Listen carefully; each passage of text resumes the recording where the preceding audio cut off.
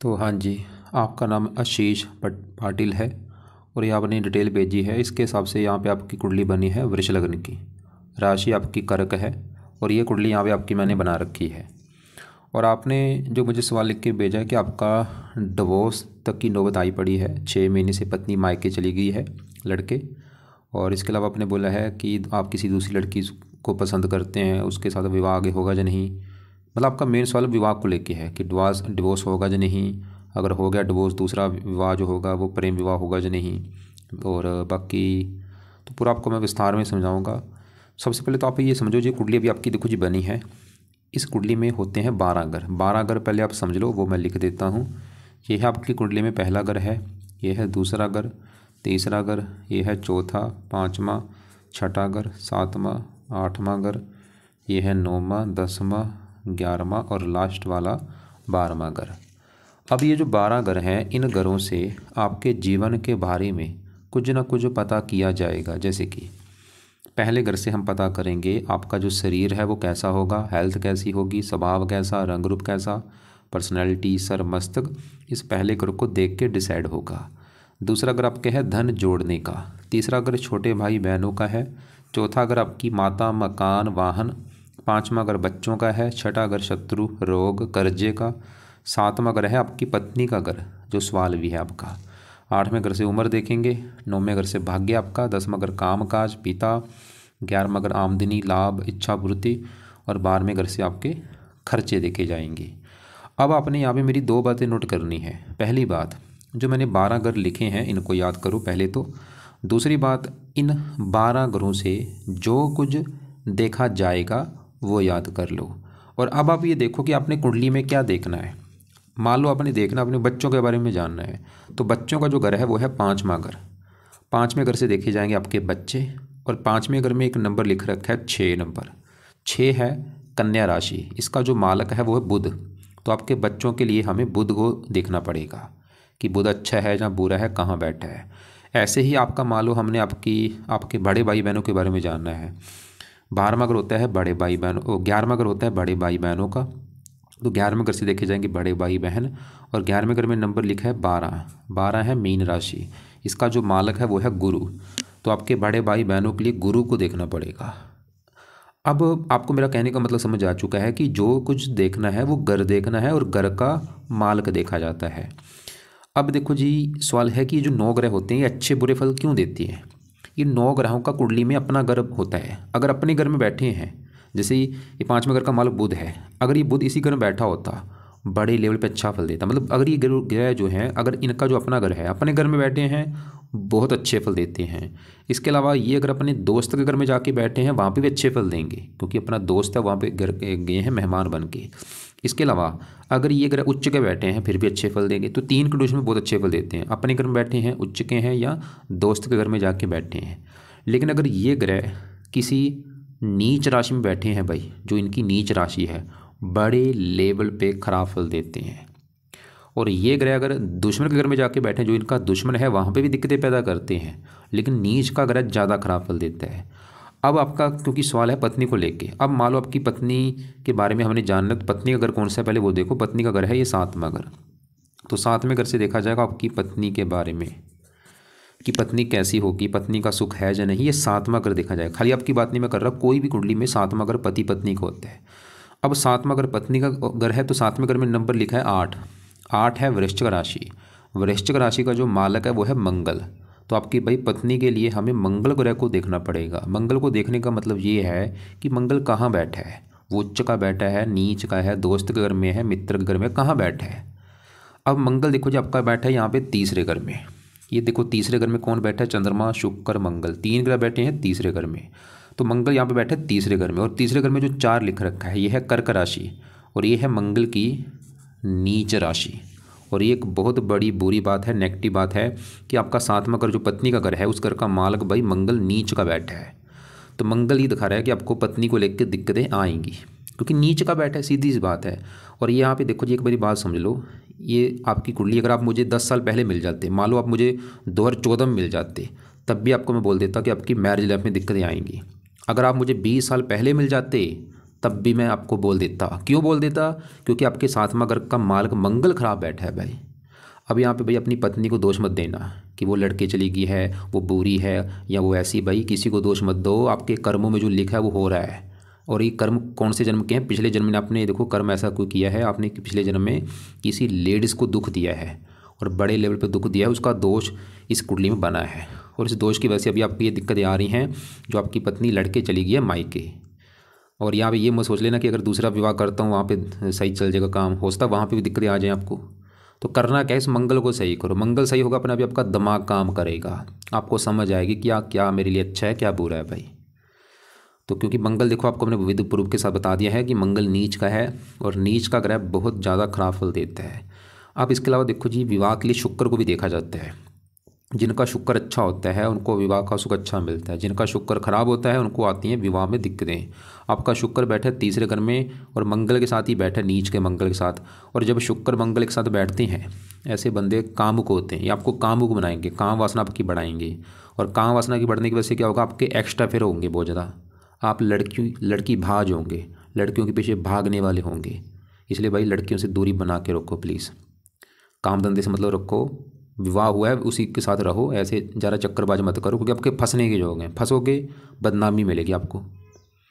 तो ये शुक्र आपसे कराएगा। और यहाँ पे एक और बात है, ये जो 9 ग्रह होते हैं अपना असर कब देते हैं, जब इनकी दशा चलती है। अभी आपके ऊपर इन ग्रहों में सबसे बड़ा असर किसका है? शुक्र का असर है आपके ऊपर। देखो शुक्र की चल रही है बड़ी महादशा, कब से चली है? 21 में चली है, कब खत्म होगी? 41 में खत्म होगी। 20 साल की दशा ही आपकी, इसका आपके ऊपर असर है 80%। मतलब आप जो भी खा रहे हैं, पी रहे हैं, काम कर रहे हैं, कारण शुक्र है। और बाकी असर है 20% सूर्य का, जिसकी चल रही है अंतर्दशा। ये 12 महीना 24 से चली है, अभी 3 महीने हुए हैं और 12 महीना 25 में ख़त्म होगी। आपने जैसे लिख भी रखा है कि भाई अभी 1-2 महीने से सूर्य की इच्छा हो रही है पूजा पाठ करने की, वो सूर्य की दशा चल रही है। तो बड़ी दशा शुक्र की, देखो शुक्र आप खुद सोचो शुक्र का आपके ऊपर कितना बड़ा असर है। और जब शुक्र की दशा, खाली मैं आपकी बात नहीं कर रहा, देखो भाई जिसके ऊपर भी शुक्र की जब दशा चलती है, सबसे बड़ी उसके साथ चीज़ें क्या होती हैं, जब शुक्र की दशा आती है बंदे के मन में काम वासना बढ़ जाती है, गंदे ख्याल बढ़ जाते हैं। लड़कियों वाले किसके साथ अफेयर कर लो, अगर वो लड़का होगा, मान लो कोई 20-25 साल का लड़का है, बोझरा अफेयर करता है, लड़की बाज मतलब बोझरा होता है, क्योंकि शुक्र इसका कारक है। शुक्र काम का कारक है, प्रेम प्रसंगों का कारक है। और आप चाहे नोट कर भी लेना, जब से दशा चली होगी, आप नोट कर लो, लिख के दे सकता हूँ गारंटी से कि जब से दशा आई है भाई तब से ही चीज़ें बढ़ी हैं, काम वासना बढ़ चुकी है। काम वासना मतलब लड़की ऐसे ज़्यादा ख्याल आ रहे हैं आपके मन में आ रहे होंगे जब से दशा चली है। क्यों? क्योंकि शुक्र एक तो वैसे ही इन चीज़ों का कारक है, ऊपर से मैंने क्या बोला, मंगल के साथ बैठा है। तो ये चीज़ें आपकी बढ़ा देंगे, काम वासना बढ़ जाएगी, होगा इससे कुछ नहीं, बदनामी मिलेगी। तो ऐसे अब सवाल कि करना क्या है, कैसे कंट्रोल करूँ इन चीज़ों को मैं। तो यहाँ पे पहले सवाल है मंगल को कैसे सही किया जाए, क्योंकि मंगल सही होगा तभी आपको पत्नी का सुख भी मिलेगा। तो एक तो अब सवाल है मंगल कैसे क्या उपाय है वो आप लिखो पहले। तो मंगल के उपाय में से पहला उपाय है आप मंगल के 2 पाठ हैं वो आपने पढ़ने हैं। मंगल कवच का पाठ है और दूसरा है मंगल स्रोत का पाठ। ये दोनों पाठ 2-2 मिनट के पाठ हैं, अगर पढ़ने आते हैं इनको पढ़ा करो, नहीं आते इनको ऑडियो लगा के सुनना है आपने। इनको कोशिश करो 2-2 3-3 बार सुनो।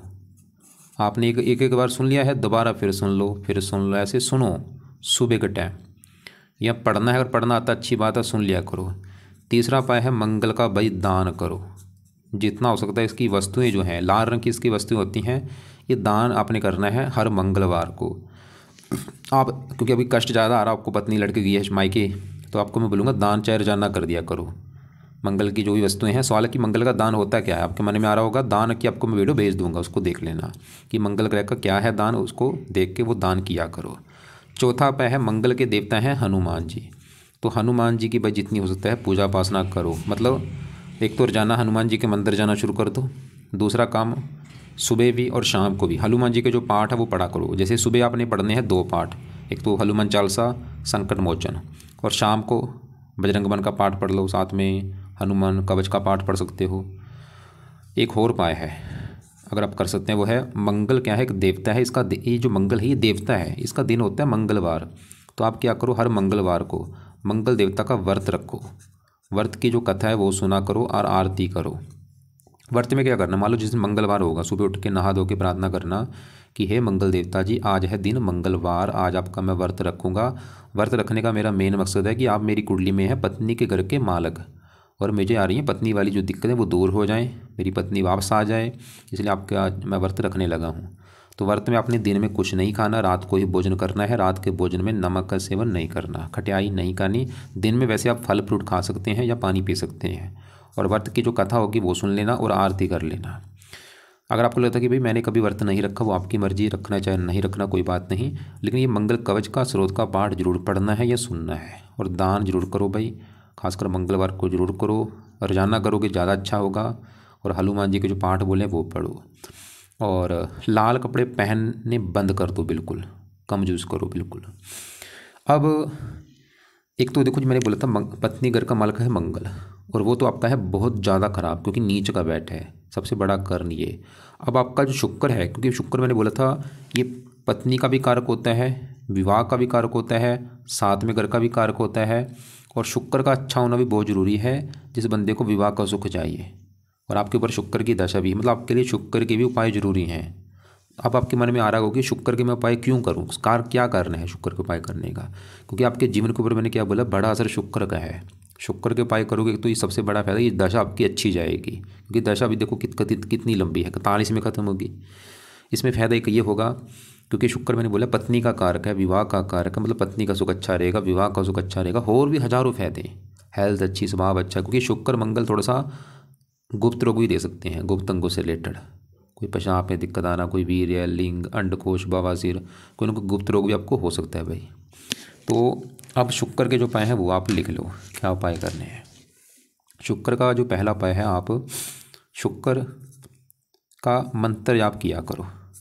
और ये मंत्र आपने करना है माला से, चाहे एक माला रोजाना कर लो, 2 कर लो, 3 कर लो। करना कब है, रात के समय या शाम के समय। दूसरा है शुक्र कवच का पाठ पढ़ा करो। तीसरा है शुक्र स्रोत का पाठ पढ़ना है। अब यहाँ पे देखो जी, इसके भी मैंने 2 पाठ लिख दिए हैं, शुक्र कवच, शुक्र स्रोत। सवाल कि ये कब पढ़ने हैं, ये आपने शाम को या रात को पढ़ने हैं या इनको सुनना है। मंगल के जो उपाय हैं वो सुबह हैं, शुक्र के हैं शाम को या रात को। चौथा उपाय है, शुक्र की देवी है माता लक्ष्मी जी, तो आप माता लक्ष्मी जी का भी कोई ना कोई पाठ पूजा कर सकते हैं। मतलब अगर घर के आपके आसपास माता लक्ष्मी जी का मंदिर है तो वहाँ पे माथा टेकने जा सकते हैं, नहीं है तो माता लक्ष्मी जी का घर पे ही बैठ के कोई ना कोई पाठ, जैसे एक पाठ है सिद्ध महालक्ष्मी स्तुति का पाठ है, या और भी कई पाठ हैं, श्री सूक्त का पाठ है, ऐसे पाठ आप पढ़ सकते हैं। तो ये होगी, देखो जी आपका जो पहले सवाल था, क्योंकि विवाह को लेकर आपने बोला था कि दिक्कत क्यों आ रही है, डिवोर्स क्यों हो रहा है। वैसे पति पत्नी दोनों कुंडली देखनी पड़ती है। हो सकता आपकी जिससे आपके विवाह हुआ है उसका भी पत्नी, जो आपकी पत्नी है उसके भी कुंडली में साथ में अगर खराब हो, साथ में अगर में कोई खराब ग्रह बैठा हो, उसकी वजह से दिक्कतें आ रही हों। बाकी आपकी कुंडली में दिक्कतें आने का बड़ा कारण साथ में घर का मालक मंगल का नीच का बैठना है, और दूसरा कारण शुक्र भी मंगल के साथ बैठा है। फिलहाल यहाँ पे चंद्रमा आपका अच्छा है, क्योंकि तीसरे घर में जो 4 लिख रखा है, ये कर्क राशि चंद्रमा का अपना घर है। ये वैसे यहाँ पे थोड़ा सा नीच मगर राजू भी बना हुआ है, क्योंकि मंगल के साथ चंद्रमा यहाँ पे अपने घर में बैठा है। लेकिन कई बार क्या होता है, नीच मगर राजू लागू ज़्यादा नहीं होता। अब देखो जी, ये तो होगा आपका विवाह का सवाल। अब आपके एक सवाल आपने संतान के बारे में पूछा था। अब ये दूसरे घर में देखो सूर्य, बुध, गुरु बैठे हैं, इन तीनों की बात करते हैं। अब दूसरा घर पहले समझो किसका है। दूसरा घर कुंडली में होता है धन का घर। अगर आपके धन के बारे में जानना है, धन कैसा होगा लाइफ में, कहाँ से आएगा, दूसरा घर है। दूसरा घर परिवार का भी होता है, वाणी का। और आपको मैंने क्या बोला था, जो कुछ देखना है उस घर का मालक देखना है। तो हमने आपको मान लो धन देखना है, दूसरा घर, दूसरे घर का जो मालक है उसको देखना होगा। तो दूसरे घर में क्या लिखा है, 3 है मिथुन राशि, इसका जो मालक है वो है बुध, और बुध कहाँ बैठा है, इसी घर में बैठा है। बहुत बड़ी अच्छी बात है, मतलब आपका बुध भाई बहुत अच्छा है, क्योंकि दूसरे घर में अपने ही घर में बैठा है। तो बुध दूसरा घर है धन का, तो बुध अब धन का मालक है बुध, तो बुध ये दिखा रहे कि आपको भाई धनी बनाएगा बहुत ज़्यादा, मतलब आप काफ़ी धनी होंगे, आपके पास काफ़ी धन होगा, काफ़ी बैंक का बैलेंस होगा। दूसरा घर परिवार को होता है, परिवार का सुख अच्छा, वाणी अच्छी। और बुध इस कुंडली में एक और घर का मालक है, वो है ये 5वां घर, और 5वां घर है संतान का घर। संतान देखनी है 5वां घर, 5वें घर में 6 लिखा है, मालक इसका है बुध। तो संतान का भी मालक बुध है, तो बुध भाई अच्छा है। बुध ये दिखा रहा है कि आपको संतान का भी सुख अच्छा मिलेगा, मतलब आपकी संतान के रिगार्डिंग कोई दिक्कत आने का मुझे कुंडली में कोई कारण नहीं दिख रहा। और बल्कि संतान जाके धन के घर में बैठी है, बुध ये दिखा रहा है कि संतान होगी तो धन भी आना लाइफ में शुरू हो जाएगा। हाँ, एक कारण है संतान में दिक्कत आने का, वो आपको अभी मैं कारण बता देता हूँ। वो है इस 5वें घर के ऊपर दृष्टि भी देखनी पड़ेगी, और दृष्टि पड़ रही है इस शनि ग्रह की दृष्टि। शनि कहाँ बैठे हैं? 8वें घर में, और शनि की 10वीं दृष्टि पड़ रही है 5वें घर के ऊपर। और 5वें घर को शनि देखने की वजह से, शनि क्या है? विलंब का कारक है, संतान में देरी करता है, संतान देरी से होती है, कई बार गर्भपात भी हो सकता है।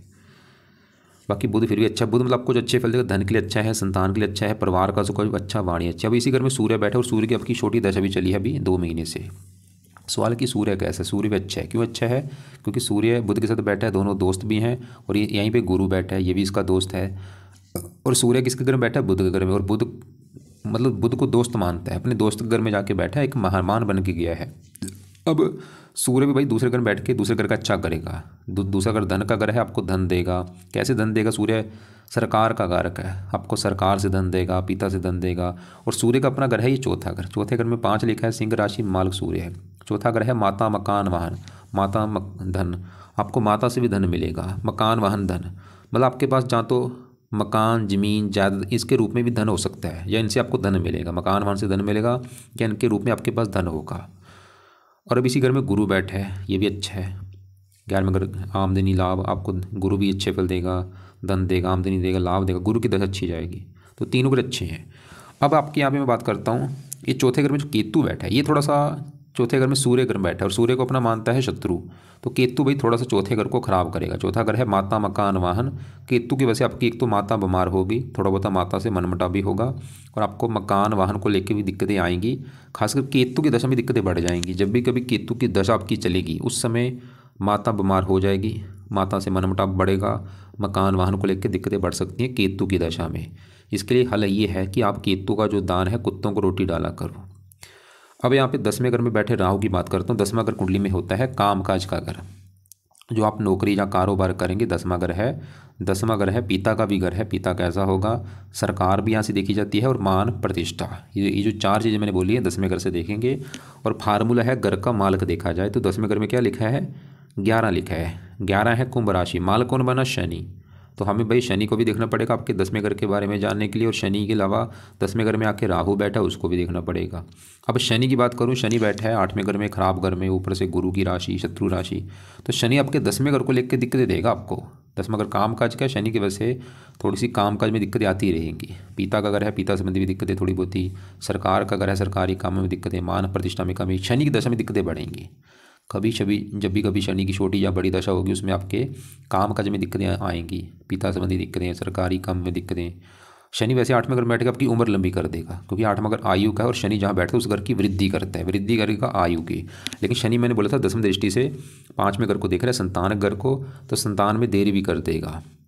तो आप अगर करना चाहते हैं शनि का भी उपाय कर सकते हैं। वो उपाय ये है कि आप हर शनिवार को शनि मंदिर में माथा टेकने जा सकते हैं, और वहाँ पे जाके प्रार्थना करो कि शनि देवता जी, आप मेरी कुंडली में काम काज के घर के मालक हैं, मैं चाहता हूँ मेरे काम काज में कोई दिक्कतें ना आए, और मेरी संतान को लेकर दिक्कतें ना आए, मुझे संतान का सुख मिले।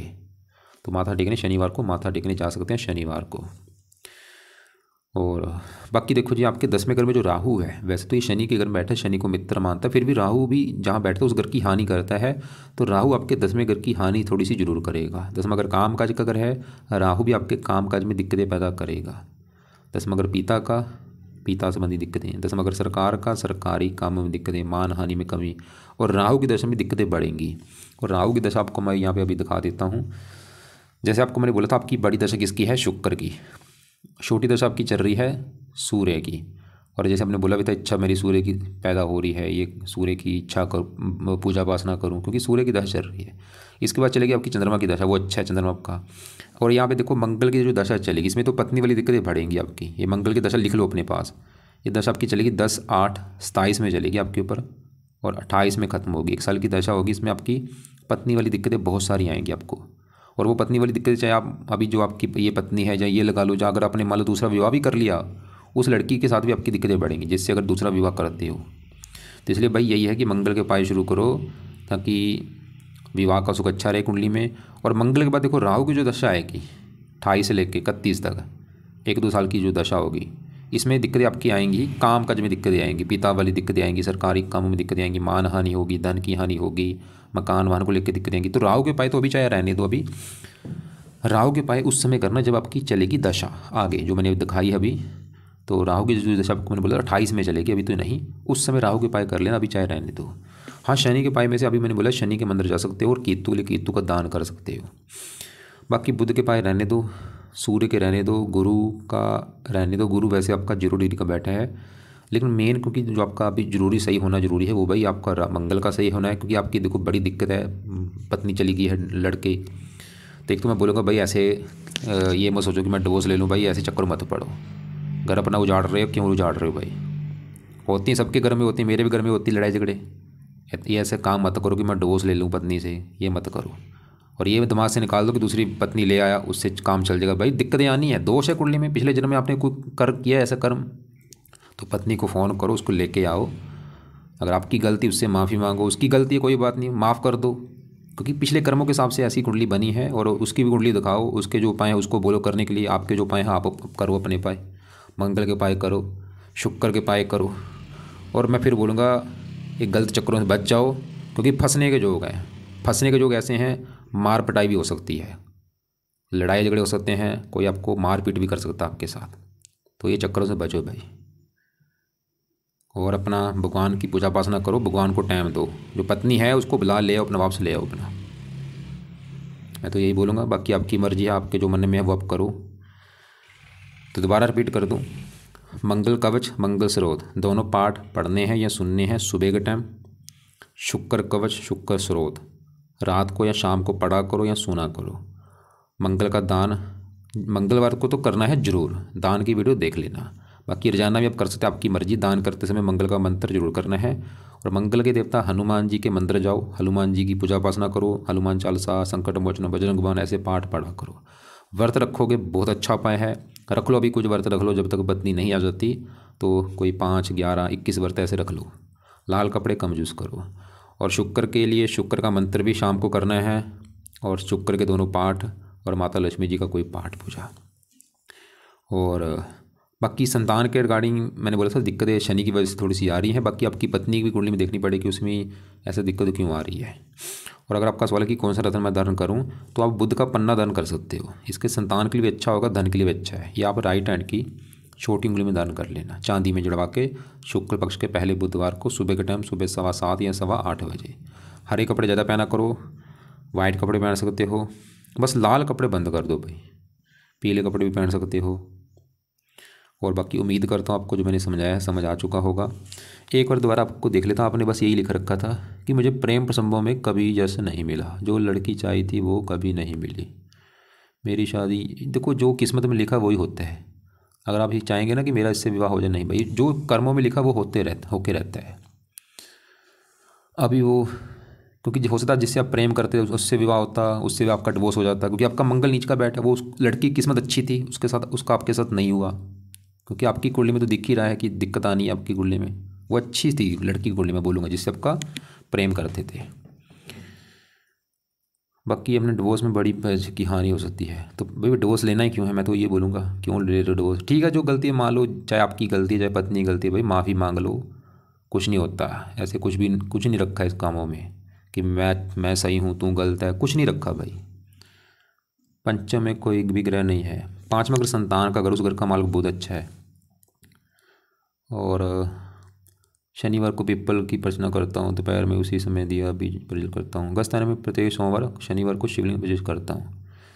हो सके शिव जी का मंत्र प्रयोग करो। ये देखो, ये ठीक है जो आप कर रहे हो, लेकिन इनका फ़ायदा इतना थोड़ा सा होता है, ज़्यादा फ़ायदा होता है अगर आप शिव जी का रोजाना मंत्र करते हो, उसका फ़ायदा कई गुना ज़्यादा होगा। तो कोशिश करो रोजाना शिव जी का जो मंत्र है ओम नमः शिवाय वो जाप कर लो सुबह के टाइम बैठ के। उसका फ़ायदा ये शिवलिंग अभिषेक इससे लाख गुना ज़्यादा होगा। पन्ना दान किया है, पन्ना दान हाँ ठीक है कर सकते हो। अभी आगे शनि भाग्य भाव में जाएगा, वो तो भाई गोचर होता है, उसका तो इतना बड़ी बात नहीं होती, उसको छोड़ दो। कुंडली को देखो, कुंडली क्या कह रही है आपकी। मेरे दिमाग में तीव्र विचार कैसे घट रहा है, क्योंकि सूर्य की दशा चल रही है। आपने बोला ना सूर्य की पूजा को, सूर्य की छोटी दशा चल रही है। देखो सूर्य का मंत्र कर सकते हो, वैसे सूर्य का रहने तो इतना ज़रूरत नहीं है। पंचम से पीछे जन्म का कुछ भी, इतना गहराई में मत जाओ। अभी कर्म अच्छे करो, जो आपका धर्म है धर्म को फॉलो करो। 1 घंटा सुबह दो भगवानों के नाम, 1 घंटा शाम को दो। मंदिर जाना शुरू कर दो, जो भी घर के आसपास मंदिर है, चाहे वो शिव जी का है, हनुमान जी है, पाठ पूजा किया करो। ओम नमः शिवाय का जाप कर लो, हनुमान जी के पाठ पढ़ लो, आपके जो कुंडली में इष्ट देव है वो गणेश जी बने हैं, गणेश जी का मंत्र कर लो। कर्म अच्छे करो भाई, भगवान को दिया करो टाइम, पत्नी से लड़ाई झगड़े मत करो, और चाहे उसकी गलती अपनी गलती उससे माफ़ी मांगो, या उसको बोल दो माफ़ी मांगने के लिए, उसको घर लेके आओ। नहीं आपकी बाकी आपकी मर्ज़ी, मुझे नहीं पता अभी आपकी क्या दिक्कत पहुंच चुकी है, देखो वो तो आपको जानते हैं, लेकिन मेरा काम है देखो जी दोनों तरफ से आपको बता रहा हूँ, कुंडली की तरफ से आपको नहीं बता दिया है जो है, और अपने दिल से भी आपको बता रहा हूँ। मैं नहीं चाहता, क्योंकि मैं देखो भगवान को मानता हूँ, मैं नहीं चाहता कि आप गलत काम करें, क्योंकि मैं आपको ये नहीं बोल रहा, देखो मैंने अभी बोला आपको कि आप डोज लेना, नहीं बोल रहा, मैं नहीं भाई चाहता कि आप डोज लो। तो फिर भी आपको ऐसा लग रहा है कि हाँ अभी कुछ पूछना है, कॉल कर लेना मुझे, चाहे दोपहर के बाद, जहाँ व्हाट्सएप पे सवाल लिख के भेज देना।